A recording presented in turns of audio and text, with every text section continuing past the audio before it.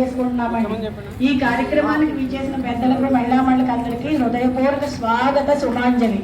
ఈరోజు ఈ కార్యక్రమానికి ప్రత్యేక ఆహ్వానితులుగా విచ్చేసిన మహారాణుల్ని ఆహ్వానించుకుందాం. ఇప్పుడు ముందుగా శ్రీమతి బాదం లక్ష్మీ కుమార్ గారిని వారి శ్రీవారు బాదం సూర్యప్రకాష్ రావు గారు వేదిక వద్దకు తోడ్కొని రావాల్సిందిగా కోరుతున్నాం.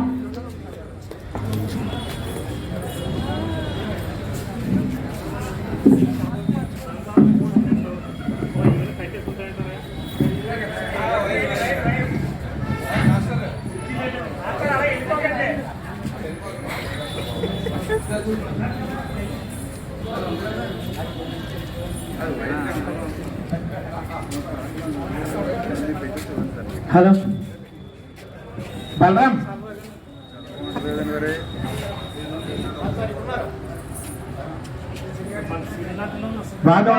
కూర్చోబెట్టి అవకాశం ఆశీర్వదం చేసేసి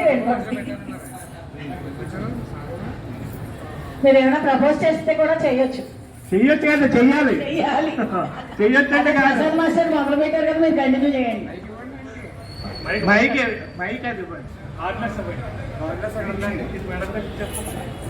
పలుకూరి వారు పుట్టినింటి నుంచి మరి బాదం వారి మెట్టినింటికి వచ్చారు లక్ష్మీ కుమార్ గారు.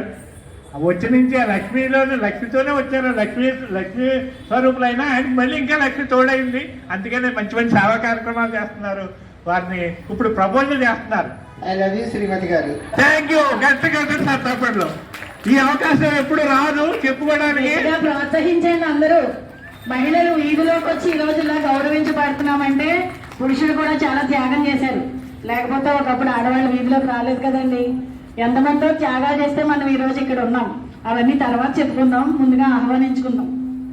శ్రీమతి వెన్నపు మంగాదేవి గారిని తీసుకుని రావాల్సిందిగా వారి శ్రీవారు వెన్నపు చక్రధర్ గారిని కోరుతున్నాం.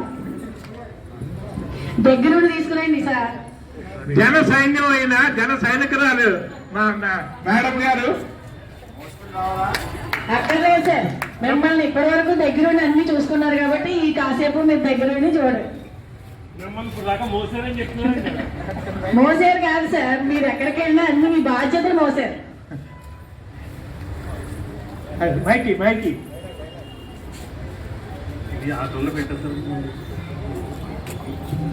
I love you boss. చాలా బాగా నటించారు చక్రరావు గారు. మళ్ళీ ఇంకోసారి కావాలా? Once more.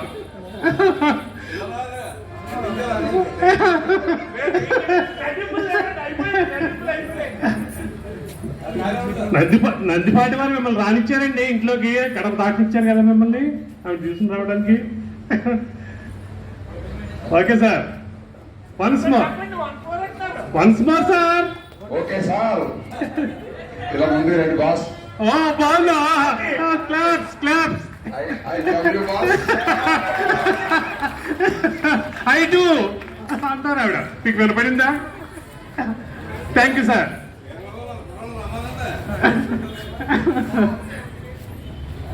Thank you sir.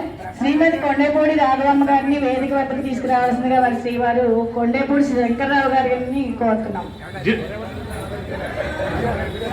రమ్మని ఆర్డర్ చేయడం. శంకర్రావు గారిని ఎక్కడ ఇబ్బంది పెట్టాలో ఆర్డర్ చేయకూడదండి, దగ్గరుండి తీసుకురండి సార్. సార్ సన్మానం మీ గారు మేడం గారికి, మీరు ముందు వెళ్తున్నారేంటి?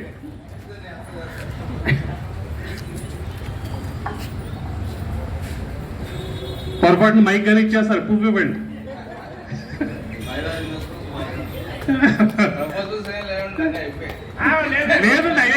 లేదు ఇప్పుడు ప్రపోజల్ కావాలనేది. ఇప్పుడు మళ్ళీ ప్రపోజల్ కావాలి. అలకలు కాదండి, మీరు ఇవ్వాలి. ఇప్పుడు అంటే ప్రపోజల్ లేదంటే కుదరదు. సరే, మేము ప్రపోజల్ ఏముందండి, పూర్తిగా జీవితాంతం కలిసి ఉంటామని చెప్పేసి చక్కని సంసారం నిర్వహిస్తూ ఆవిడ చాలా బాధ్యతగా నిర్వహిస్తుంది కాబట్టి వారికి సభాముఖంగా కూడా ధన్యవాదాలు తెలియజేస్తాను. అలా కాదు శంకర్ గారు, మొట్టమొదటిసారిగా మీ ఆవిడ మీరు ఇప్పుడే చూశారు. లవ్ లో కూడా పడ్డారు. మీరే నేనంటే విషయం ఏంటంటే పక్క పక్క వీధుల్లో ఉన్నా సరే పెళ్ళే వరకు కూడా అవడం నాకు తెలియదు. కాదు కాదు అనుకోండి, మొట్టమొదటిగా చూశారు, లవ్లో పడ్డారు, ఎలా చెప్పాలని అనుమానిస్తూ చెప్పేస్తున్నారు. ఇప్పుడు చెప్పండి. మరి ఎరగంట మీడియా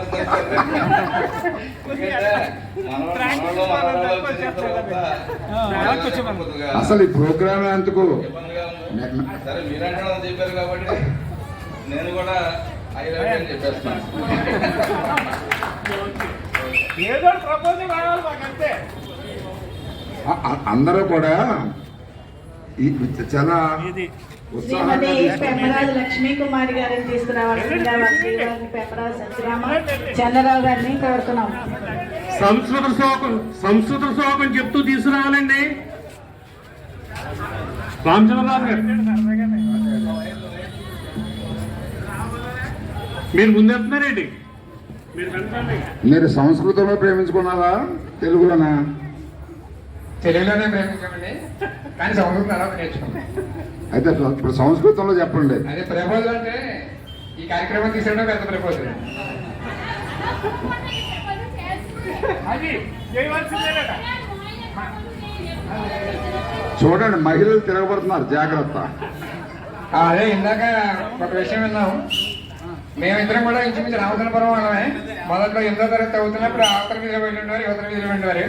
ఆ తర్వాత మా పెద్దల యొక్క ప్రోత్సాహంతో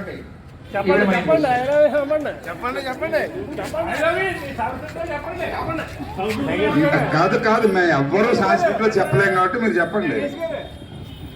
శ్రీమతి ఆకొండి వెంకటలక్ష్మి గారిని వారి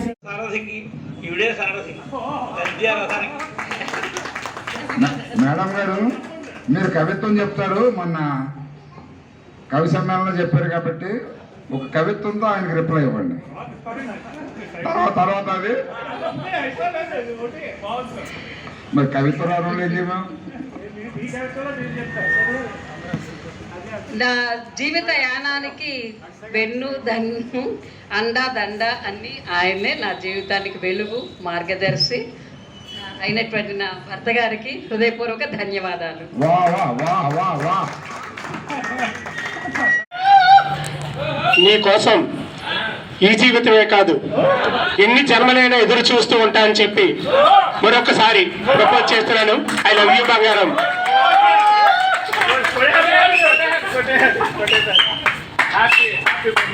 మంచి తరుణంలో ఈ ప్రేమను ఇంకా మరింత ఉన్నతంగా కొనసాగించేలాగా నీవు నన్ను ప్రేమిస్తావని, అంతకంటే నేను నీకు రెట్టింపు నీకు ప్రేమను ఇస్తానని అమ్మ సుబ్బుగా అంటే దోమలు ఇవన్నీ పెద్దగా రావు ఫీలింగ్స్. కానీ యాక్చువల్గా ఏంటంటే లవ్ చేసి ఏం చేసుకోలేదు. మా అమ్మగారు ఈ అమ్మాయిని చేసుకోమన్నారు అంతే. ఇంకా ఇప్పుడు సంబంధం బాగా ఉంది. मैं बहुत बहुत प्रेम करता हूँ तुमको. అంటే ప్రేమించి పెళ్లి చేసుకోలేదని పెళ్లి చేసుకుంటారు, ప్రేమించడం మొదలు పెట్టండి ఈసారి. ఎప్పుడు జరుగుతూనే ఉందండి, నిరంతర ప్రక్రియ అది. ఈవిడ ఎప్పుడు ఇలా వెళ్ళాలా ప్రేమిస్తూ ఉంటాను. Okay sir.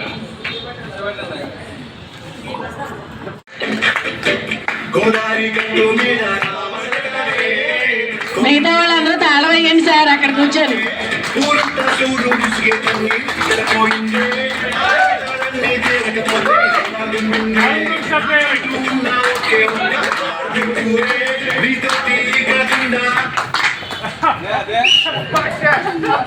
గట్టిగా కొట్టండి చప్పట్లు.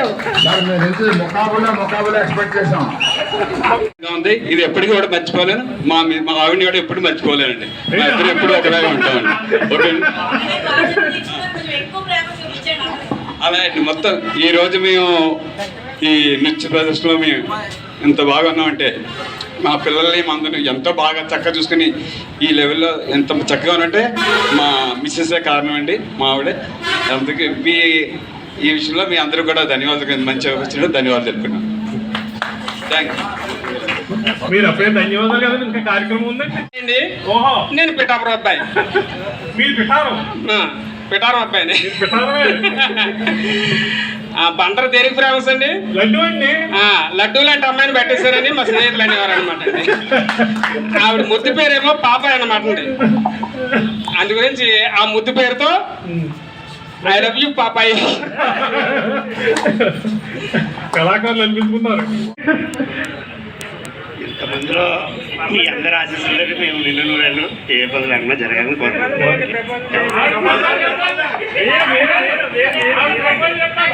మేడం గారు ఎదురు చూస్తున్నారండి.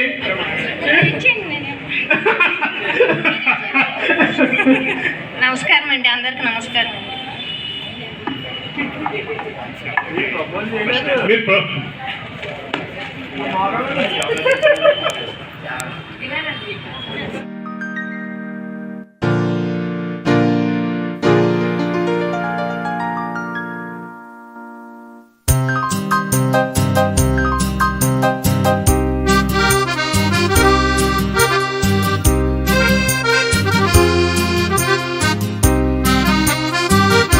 కళ్యాణం ఆరోగ్యం ధన సంపద శుభం కురుత్వం కళ్యాణం ఆరోగ్యం ధన సంపద శత్రుబుద్ధి వినాశాయ దీపజ్యోతిర్నమోస్తుతే దీపజ్యోతిర్నమోస్తుతే దీపజ్యోతిర్పరబ్రహ్మ దీపజ్యోతిర్జనార్దనః దీపో హరతు మే పాపం సంధ్యాదీపం నమోస్తుతే శుభం కురుత్వం కళ్యాణం ఆరోగ్యం ధన సంపద శుభం కురుత్వం కళ్యాణం ఆరోగ్యం ధన సంపద. ఇంకా దీప ప్రజ్వలన జరగాలి. దీప ప్రజ్వలన జరుగుతున్నప్పుడే ప్రార్థనా కార్యక్రమాన్ని కూడా ప్రారంభించాలి.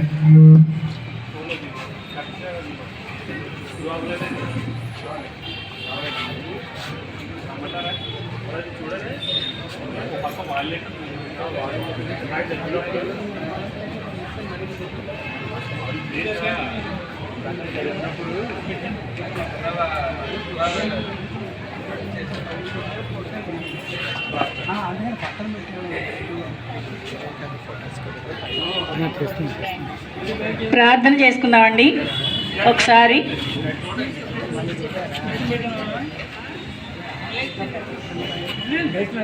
ఓం సహనావతు సహనౌ భునక్తు సహ వీర్యం కరవావహై తేజస్వినావధీతమస్తు మా విద్విషావహే. ఓం శాంతి శాంతి శాంతి. దీని భావం తెలుసుకుందామండి.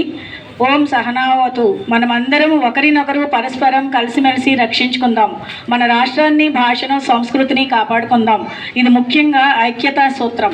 సహనౌ భునక్తు, ప్రపంచంలో ఉన్న ఐశ్వర్యాన్ని మనం అందరం కలిసి అనుభవిద్దాం. అలాంటి ధన సంపాదనకు గాను దోహదం చేసే శక్తిగల విద్యనే మనం సంపాదించుకుందాం.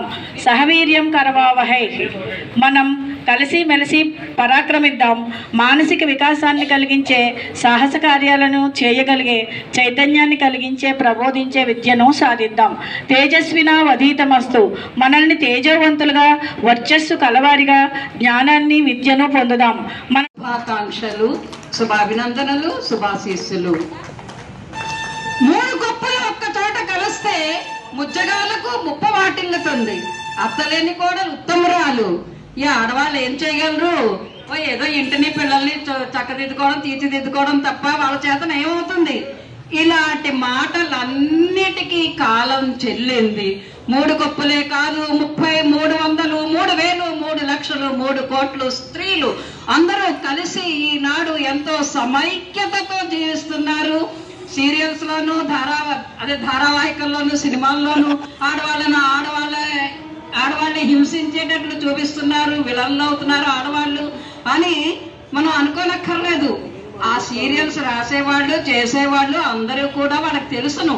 కరుణకు ప్రతిరూపమైనటువంటి స్త్రీ ఎప్పుడూ కూడా అట్లాంటి చెడ్డ పనులు చెయ్యదు. కానీ ఈనాటి వ్యాపార ధోరణిని బట్టి డబ్బులు సంపాదించడం కోసం, కథలో సస్పెన్స్, ఉత్కంఠ తీసుకురావడం కోసం, కథని వినోదాత్మకంగా తీర్చిదిద్దుకోవడం కోసం, ఆ ధారావాహికంగా కొనసాగడం కోసం అట్లా రాస్తున్నారు, వాళ్ళు వేషాలు వేస్తున్నారు తప్ప అందరికీ తెలుసు ఒక స్త్రీమూర్తి ఎప్పుడు కూడా, ప్రతి స్త్రీమూర్తిలోనూ కూడా తల్లి మనసు దాగి ఉంటుంది. ఒక తల్లి హృదయానికి ప్రతిరూపమైనటువంటి ఏ స్త్రీ కూడా చెడ్డ పనులు చెయ్యదు, చేయించదు. అంచేత ఎంతమంది స్త్రీలు గుమికూడినా కూడా అందరూ కూడా సమాజ శ్రేయస్సు గురించి ఆలోచిస్తారు.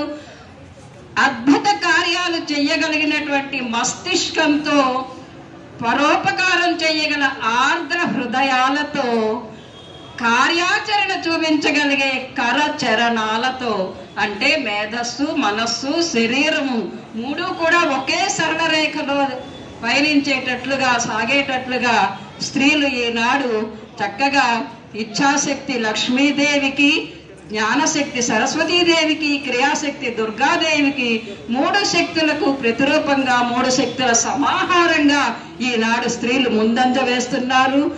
మన యామిని ప్రసాద్ గారు చక్కగా అంతర్జాతీయ మహిళా దినోత్సవ చరిత్ర గురించి, ఎప్పుడు ప్రారంభమైంది, తర్వాత విశేషాల గురించి ఎంతో బాగా చెప్పారు. ఆవిడ చెప్పినట్లు భూంతరాలలో, భూమిలోను, ఆకాశంలోను, పాతాళంలోనూ కూడా ప్రతి చోట కూడా స్త్రీలు తమ ప్రతిభ నైపుణ్యాలను ప్రదర్శిస్తున్నారు. పురుషులతో సమానంగానే కాదు, ఒక్కొక్కసారి అధికంగా కూడా ముందంజ వేస్తున్నారు. ఈ ప్రతి సంవత్సరానికి కూడా అంతర్జాతీయ మహిళా దినోత్సవానికి ఒక థీమ్ ఉంటుంది. ఈ 2025 అంతర్జాతీయ మహిళా దినోత్సవం థీమ్ అంటే దాని వెనకాతల ఒక అంతఃసూత్రం ఏంటంటే ఈ సంవత్సరంది acceleration of action, accelerating action అంటే ఎక్కువగా చేయడం. ఇప్పుడు మహిళలకు పురుషులతో సమానంగా చక్కగా సమాజంలో సమన్యాయం దొరికేటట్లుగా చట్టాలు చేయబడ్డాయి. ఆర్థికంగా కానీ, రాజకీయంగా కానీ చట్టాలు చేయబడ్డాయి. కానీ అవి అమలు జరిగేటట్లుగా, శీఘ్రతరంగా, సత్వరంగా అమలు జరిగేటట్లుగా మనము కృషి చేయాలి. ఆవిడ అన్నట్లు ముందు అసలు కుటుంబంలోనే మనం సమదృష్టితోటి ఆడపిల్లల్ని, మగపిల్లల్ని ఒకే దృక్పథంతో పెంచాలి. మగపిల్లలకి ఆడపిల్లల పట్ల మంచి అభిప్రాయం ఉండేటట్లుగా, వాళ్ళు కూడా మనతో సమానమే అనే వాళ్ళ ఆలోచన వైఖరిలో మార్పు వచ్చేటట్లుగా స్త్రీలు కృషి చేయాలి. అంటే ఇప్పుడు ఆర్థికంగా ఆస్తి హక్కు ఉంది, కానీ ఎన్ని కుటుంబాల్లో ఆడపిల్లలకు సమానంగా ఆస్తి పంచుతున్నారు చెప్పండి? అంటే అది అలాగా పుస్తకాల్లోనే, చట్టాల్లోనే ఉంది, కానీ ఆచరణలో అది అమలు జరిగేటట్లుగా, శీఘ్రంగా అమలు జరిగేటట్లుగా చెయ్యాలి. అది ఈ సంవత్సరం యొక్క థీమ్. అలాగే రాజకీయంగా కూడా ఎన్నో చట్టాలు వస్తున్నాయి. 33% రిజర్వేషన్ ఇంకా పూర్తిగా రాలేదు. ఇవన్నీ కూడా అమలు జరిగేటట్లుగా, గబగబా తొందరగా అమలు జరిగేటట్లుగా, ఇప్పుడు అంతా కూడా యాక్షన్ కదండి, గబగబా అన్ని ఫాస్ట్ గా జరగాలి. ఈ ఫాస్ట్ యుగంలో మరి ఆడవాళ్లకు ఉండే సమాన హక్కులు ఎందుకు తొందరగా జరగడం లేదు, అమలు జరగడం లేదు? ఈ విషయంలో మనం ఆడవాళ్ళందరము కృషి చేయాలి. మాకు పురుషుల సహకారం ఎప్పుడూ ఉంటుంది. ప్రతి యుగంలో కూడా, ముఖ్యంగా ఆధునిక యుగంలో రచయితలు, కవులు, సామాజికవేత్తలు వాళ్ళ వల్లే స్త్రీలు ముందంజ వేశారు. ఇక మన అందరి కర్తవ్యం ఏంటి? అంతర్జాతీయ మహిళా దినోత్సవం సందర్భంగా ముఖ్యంగా మన స్త్రీల కర్తవ్యాలు 2-3 చెప్పదలుచుకున్నాను. ఒకటేంటంటే మన తెలుగు భాష సాహిత్యాలను పెంపొందించాలి. అమ్మ భాష, స్త్రీ వల్లే, అమ్మ వల్లే తెలుగు పెంపొందుతుంది. పిల్లలతో చక్కగా, పిల్లలతోటి, మనవలతోటి తెలుగులో మాట్లాడటం, వాళ్ళకి తెలుగులో పద్యాలు అవి చక్కగా చదివి వినిపించడం, వాళ్ళకి కంఠస్థం చేయగలిగేటట్లు చెయ్యడము, ఇవన్నీ నేర్పించాలి. సాహిత్యం పట్ల, తెలుగు సాహిత్యం పట్ల ఆసక్తి పెరిగేటట్లుగా చెయ్యాలి. పాఠశాలలో మనం చెప్పలేం, పాఠశాలల్లో ఎలాగైనా ఉండనింది, కానీ తల్లులుగా అమ్మమ్మలుగా, నాయనమ్మలుగా మన పిల్లలకి, మనవలకి తెలుగు భాష సాహిత్యాలు చక్కగా నేర్పిద్దాం. రెండో విషయం ఏంటంటే జాతి నీతి మార్గంలో నడిచేటట్లుగా చూడడంలో స్త్రీల పాత్ర తప్పకుండా ఉంది. మనకి భర్త న్యాయబద్ధంగా ఎంత డబ్బు తీసుకొస్తున్నారో, ఎంత జీతం తీసుకొస్తున్నారో దానితోటే సంతృప్తి పడి ఉండాలి. కానీ ఇంకా కార్లు కావాలి, ఇవి కావాలి, అవి కావాలని కోరుతూ ఉంటే వాడు తప్పనిసరిగా అనివార్యంగా తప్పుడు మార్గానికి వెళ్ళవలసి వస్తుంటుంది. అందుచేత భర్తలు కానీ, కొడుకులు కానీ, కూతుళ్ళు కానీ నీతి మార్గంలో నడిచేటట్లుగా చేయడంలో మన స్త్రీల పాత్ర ఎంతైనా ఉంది. ఈ రెండు బాధ్యతలను మనం సక్రమంగా నిర్వహిస్తే చాలు. ఈనాడు స్త్రీలు అన్ని రంగాల్లోనూ ముందంజ వేస్తున్నారు. ఉపాధ్యాయులుగా, వైద్యులుగా, రక్షక భటులుగా, సైనికులుగా, అన్ని రంగాల్లో కూడా కళా సాహిత్య రంగాల్లోనూ ముందంజ వేస్తున్నారు. అందరికీ కూడా ఈ సందర్భంగా మరొకసారి శుభాభినందనలు తెలుపుతున్నాను. నాకు ఈ సదవకాశం, నా మనసులో ఉండే మాటలు చెప్పడానికి ఈ సువర్ణావకాశం ఇచ్చినటువంటి పురుహూతిక కల్చరల్ అసోసియేషన్, తర్వాత మన ఊరు మన పిఠాపురం స్వచ్ఛంద సేవా సంస్థ, ఇంకొక సంస్థ మన గ్రంథాలయం, మన సూర్యరాయ గ్రంథాలయానికి ఎంతో పేరుంది. దేశంలో ఎక్కడా లేని పుస్తకాలు మన గ్రంథాలయంలో ఉంటాయి, ఎంతో పరిశోధన చేయదగినటువంటి పుస్తకాలు ఇక్కడ ఉంటాయి అని చెప్తూ ఉంటారు. ఈ 3 సంస్థలకి కూడా నా హృదయపూర్వక ధన్యవాదాలు తెలుపుకుంటున్నాను. శుభం భూయా.